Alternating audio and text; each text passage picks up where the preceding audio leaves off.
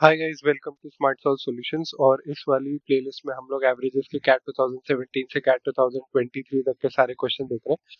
और आज हम लोग देखने वाले हैं कैट 2020 स्लॉट 3 के क्वेश्चंस।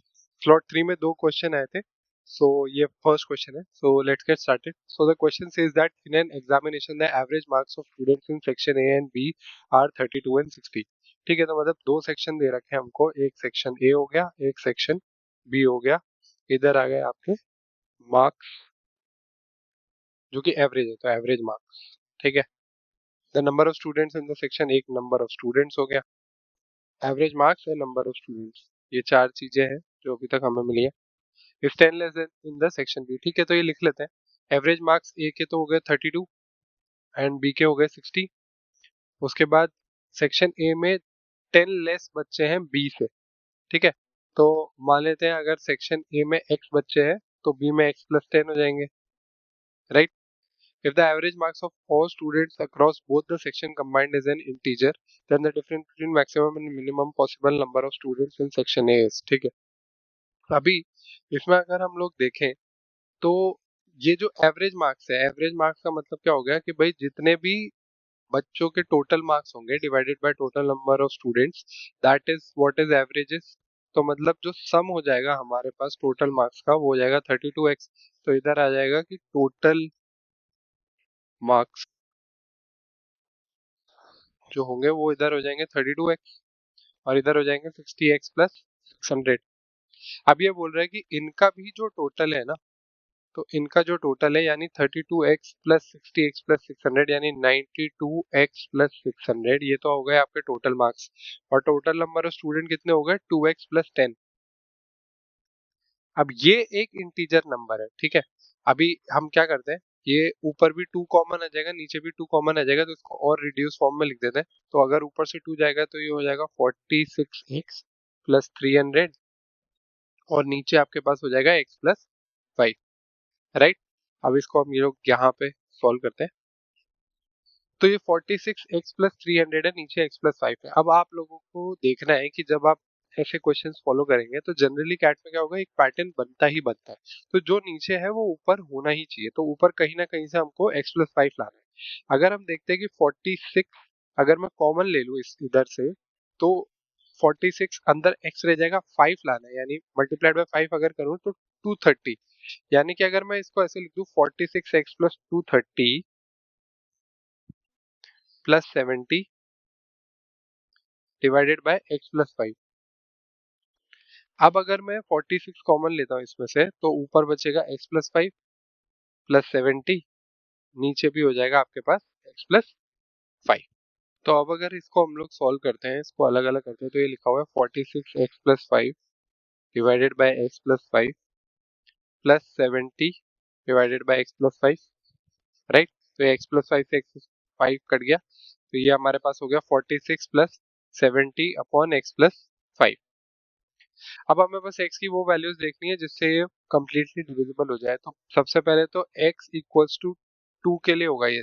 देखिए 70 कैसे टूटेगा, 70 टूटेगा 35 इंटू 2 यानी 5 इंटू 7 इंटू 2। तो डिनोमिनेटर में या तो 5 बनना चाहिए, वो x इक्वल्स टू 0 पे बनेगा, बट वो पॉसिबल नहीं है क्योंकि नंबर ऑफ स्टूडेंट्स तो होने ही चाहिए कुछ ना कुछ। 7 और 2 बचता है, तो 7 बनाने के लिए x इक्वल्स टू 2 हो जाएगा। और अगर हम लोगों को एक x इक्वल्स टू 65 पे ये पूरा का पूरा जो है 70 बन जाएगा, राइट। तो एक 572, एक 70 इंटू 1, तो 70 बनाने के लिए 65 होना चाहिए। तो यानी मिनिमम पॉसिबल वैल्यू 2 हो सकती है और मैक्सिमम पॉसिबल वैल्यू 65 हो सकती है। तो मैक्सिमम और मिनिमम नंबर ऑफ स्टूडेंट्स के बीच का डिफरेंस कितना हो जाएगा, 65 माइनस 2 यानी कि 63, and that's the answer. So the question number 2 says that consider 6 distinct natural numbers such that the average of two smallest numbers is 14 and the average of two largest number is 28, then the maximum possible value of the average of these 6 numbers। ठीक है, तो 6 distinct natural number है, मान लीजिए 1 2 3 4 5 और 6। उसमें जो bottom 2 है वो स्मॉलेस्ट है एंड जो टॉप मोस्ट 2 है वो मैक्सिमम है, राइट। इनका एवरेज हम दोनों को दे रखा है, इनका एवरेज हम लोगों को दे रखा है 14। ये दो नंबर है जिनका एवरेज 14 है, तो उनका सम कितना हो जाएगा, 14 मल्टीप्लाइड बाय 2 यानी 28। सिमिलरली ये जो दो लार्जेस्ट नंबर है इनका एवरेज है 28 और ये दो नंबर है तो इनका सम कितना हो जाएगा 56। अब हम लोगों को बस 3 और 4 की वैल्यू निकालनी है ताकि हम लोगों को जो है एवरेज मिल जाए। तो इसमें सबसे पहला तो जो मेथड है, मेथड वन, वो आपका हो गया नॉर्मल मेथड कि कैसे सॉल्व करेंगे हम लोग। तो 28 प्लस 56 इसका टोटल देख लेते हैं हम लोग। तो 28 प्लस 56 का टोटल हमारे पास आ रहा है 84। तो यानी 84 प्लस, मान लेते हैं इधर जो भी नंबर है ए और बी है तो ए प्लस बी डिवाइडेड बाई ये कितना है, राइट। ये जो है ये हम लोगों को निकालना है और ये मैक्सिमम होना चाहिए। तो मतलब बेसिकली हम लोगों को क्या चाहिए कि ए और बी की वैल्यू जितनी बड़ी हो सके उतनी बड़ी होनी चाहिए, राइट। अब देखिए ये दो नंबर है, दो नंबर का सम, क्योंकि लार्जेस्ट नंबर 5 और 6 है तो 56 से तो छोटा होना चाहिए डेफिनेटली, और 28 से बड़ा होना चाहिए। और क्योंकि ये डिस्टिंक्ट नंबर है तो अब मान लेते हैं हम लोग ए को अगर मैं 28 दे दूं तो बी जो है वो 28 से बड़ा तो हो ही नहीं सकता, क्योंकि लार्जेस्ट तो 5 और 6 है। सम 56 से ज्यादा नहीं जा सकता। अगर ये 29 हुआ तो 57 हो जाएगा, 56 से बड़ा हो जाएगा। तो ये 28 भी नहीं रह सकता क्योंकि डिस्टिंक्ट है, तो ये 28 से छोटा होना चाहिए यानी 27 होना चाहिए।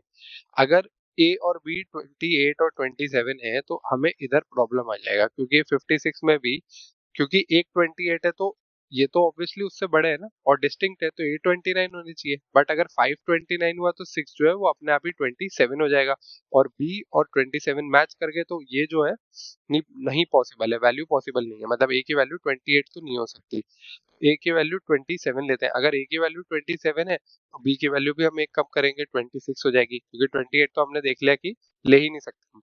अगर एक 27 है और एक 26 है तो ये 27 से बड़ा होना चाहिए, यानी 5 की वैल्यू जो होगी वो 28 तो होनी चाहिए एटलीस्ट। अगर ऐसा है तो 6 की वैल्यू भी 28 हो जाएगी, बट वो पॉसिबल नहीं है क्योंकि डिस्टिंक्ट है। तो मतलब 5 की वैल्यू 28 तो नहीं हो सकती, तो उससे बड़ी वैल्यू 29 है। बट उस केस में 6 की वैल्यू फिर 27 हो जाएगी और ये दोनों मैच कर जाएंगे, वो पॉसिबल नहीं है। तो इसका मतलब ये है कि ए जो है वो 27 भी नहीं हो सकता, ए को 26 लेना पड़ेगा और बी को 25 लेना पड़ेगा। अब हम लोग देखते हैं अगर ये 26 है ये 25 है तो 5 जो है वो 27 हो सकता है और 6 जो है वो 29 हो सकता है, ये पॉसिबल है। तो इसका मतलब ये हो गया कि 26 और 25 सबसे बड़े वैल्यूज है जो ए और बी के हो सकते हैं, तो हम इन्हीं को ले लेंगे। तो इनका जो सम है वो आ जाएगा आपके पास 51, and 51 divided by 2 is nothing but 22.5। तो आपका आंसर हो गया ऑप्शन नंबर बी। ये तो आपका सिंपल सोचने का तरीका था, जो जनरल मेथड है जो अप्लाई करना था। एक क्या था मेथड नंबर टू जो आपको एग्जाम में यूज करना चाहिए, दैट इज ऑप्शंस के साथ खेलना। Method number two is playing with options. अगर आपको ऑप्शंस दे रखे हैं ना, हमेशा यूज करने की उनको कोशिश कीजिए, क्योंकि जल्दी सॉल्व होता है उससे। हमें वहां पे जल्दी सॉल्व करना है, हमें वहां पे कोई अवॉइड नहीं लेना है, राइट। तो अभी हम लोग ऑप्शंस ही देख लेते हैं कि मैक्सिमम पॉसिबल वैल्यू क्या हो सकती है। तो a plus B by two, यही गिवन है ना ऑप्शंस में, तो हम देख लेते हैं 23। तो इसका मतलब हो जाता है a प्लस बी जो है वो 56 हो जाता, राइट। बट हमें पता है कि 56 तो इन दोनों का सम है, तो 23 तो हो ही नहीं सकता। अगर 23 नहीं हो सकता तो 24 भी नहीं हो सकता, 23.5 भी नहीं हो सकता, एंड आंसर ऑटोमेटिकली 22.5 आ जाता। तो एक सेकंड में ही ऑप्शन यूज करके आप लोग सॉल्व कर सकते हैं, राइट। तो इसलिए ऑप्शंस को यूज करना बहुत इंपॉर्टेंट है। Thank you for watching, I hope you like the video. And हम लोग नेक्स्ट जो वीडियो आएगी उसमें कैट 2023 स्लॉट वन का क्वेश्चन सॉल्व करेंगे। So stay tune to the channel and for more such videos on CAT preparation, previous year question, strategy, steps and formula series, please do like, share and subscribe smart solve solution.